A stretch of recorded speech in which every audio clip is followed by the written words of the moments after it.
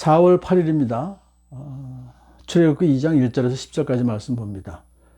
레위 가문의 한 남자와 레위 가문의 한 여자가 결혼을 했습니다. 그래서 큰 딸을 낳고 그리고 큰 아들을 낳았는데 둘째 아들을 이제 낳았습니다. 그 아이가 모세죠. 그러니까 모세의 형 아론, 모세의 누나 미리암, 어머니 요게벳, 이렇게 그 가정이 이제 이렇게 있게 된 거죠.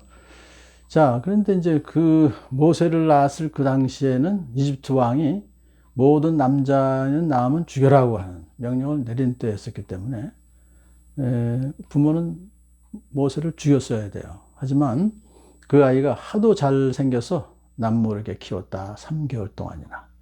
그렇게 기록을 하고 있습니다. 이것은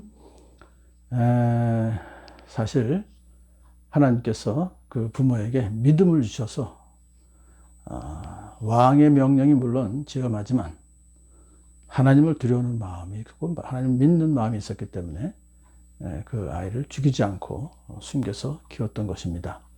근데 3개월이 지나니까 아기의 울음소리도 커지고 활동 범위도 넓어지니까 더 이상 몰래 키울 수가 없었습니다.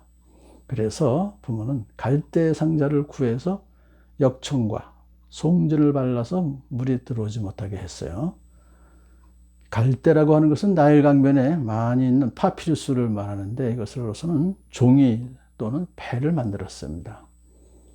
그래서 이제 거기다가 이제 방수제까지 칠했으니까 그 안에 있는 사람은 아기는 안전한 거죠. 근데 여기서 이 상자라고 하는 히브리 단어 테바라는 것은 노아가 만들었던 방주도 역시 같은 단어예요. 그러니까 상자나 방주나 같은 테바라는 것이죠.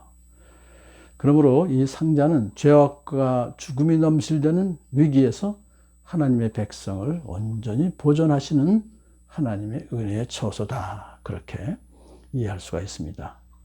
그러니까 이제 아기 모세를 안전하게 지켜주던 그런 상자이죠. 그런데 노아 당시에 또 하나님께서 온 인류를 심판하실 때 방주 안에 있던 사람들은 다 살려주셨잖아요.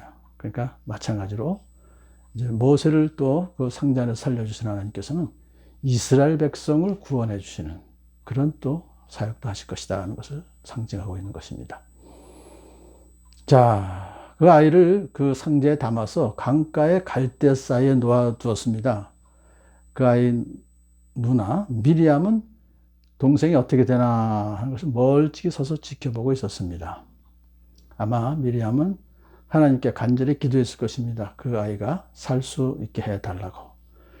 정말 놀라운 일이 벌어졌습니다. 마침 이집트 왕 바로의 딸이 목욕하러 강으로 내려온 것입니다.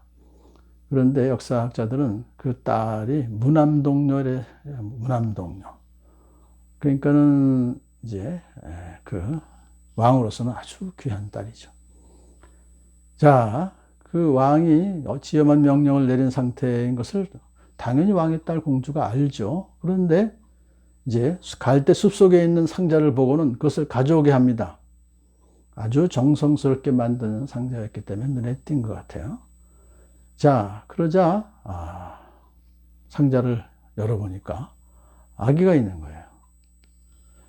남자아이가 울고 있었습니다. 공주는 그 아이가 히브리 사람의 아닌 것을 알죠. 왜냐하면 아마 들키면 죽으니까 이렇게 했겠구나 알고 있었을 것 같아요.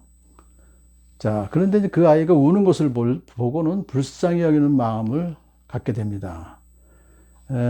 이것은 하나님께서 그에게 그 순간 그런 마음을 주셨겠죠. 왜냐하면 이 아이를 살리셔야 되기 때문에. 그래서 공주는 아이를 살려주려고 하는 마음을 갖게 됩니다. 그것을 알아차린 그 아이의 누나가 멀리서 보고 있다 공주에게 와서 말합니다. 제가 가서 히브리 여인 가운데서 이 아이에게 젖을 먹일 유모를 데려다 드릴까요? 그랬더니 재치 있죠. 아주 용감하게 기지를 발휘해서 그렇게 하니까 공주 좋지. 그래서 어머니를 이제 모시고 왔죠. 그랬더니 공주가 어머니한테 이 아이를 데려가서 나를 대신하여 젖을 먹여다오. 그렇게 하면 삭슬 주겠다.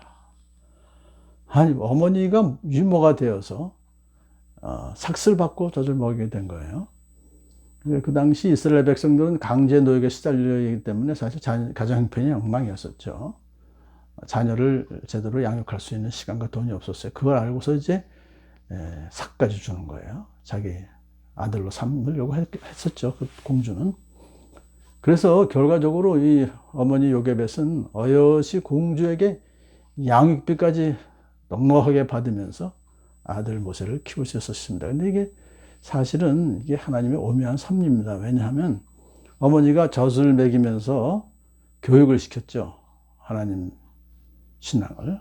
그러니까 어릴 때 교육이 그 아이의 미래를 결정하는 거 아니겠습니까?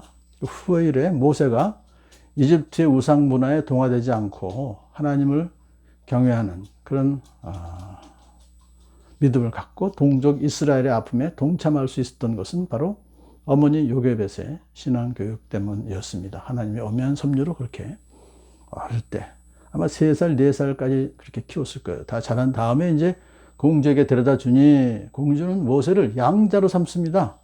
무람동료의 양자면 다음 왕의 후계자도 될 수 있는 아주 그런 굉장히 높은 자리죠.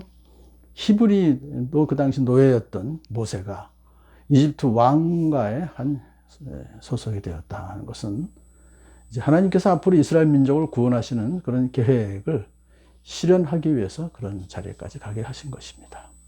공주는 그의 이름을 모세라고 지었는데요. 그 의미는 내가 그를 물에서 건졌다는 그런 뜻입니다. 그런데 그 이름 속에는 하나님께서 모세에게 부과하신 민족적인 대사명이 내포되어 있습니다. 죽음의 강 나일강으로부터 이스라엘 백성을 건져내는 그런 사명. 굴종과 예속의 땅 이집트에서 이스라엘 백성을 구원하는 사명을 그가 받은 것입니다.